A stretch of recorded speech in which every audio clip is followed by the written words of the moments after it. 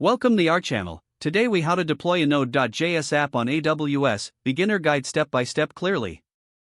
First, ensure you have a Node.js app ready for deployment. Visit the AWS Management Console and sign into your account. Navigate to the EC2 dashboard. Click on Launch Instances to create a new virtual server. Choose an Amazon Machine Image, or AMI, suitable for your app, such as Ubuntu. Select an instance type based on your app's resource requirements. Click on Next, Configure Instance Details. Adjust the configurations as needed, then proceed to storage settings. For storage, review the default volume size and add more if necessary. Click on Next, add tags to organize your resources. Create a tag for easier identification. Then, click Next, Configure Security Group. Set rules to allow HTTP and SSH traffic to your instance. Review your settings on the final page, then click Launch. You will be prompted to select or create a new key pair for SSH access.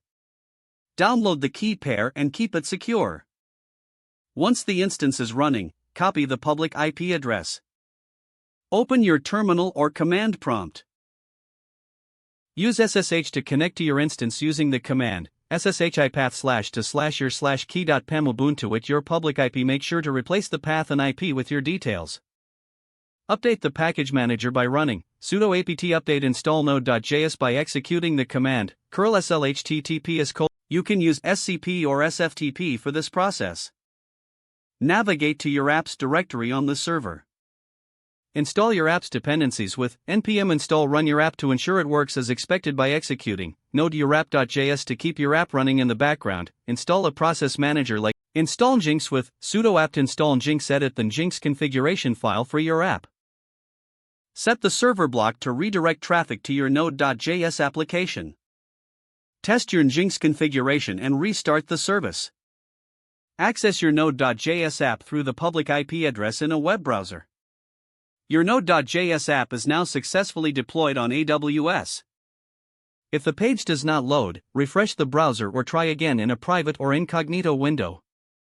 Make sure you are using the correct email address, then retype it carefully to avoid small typos.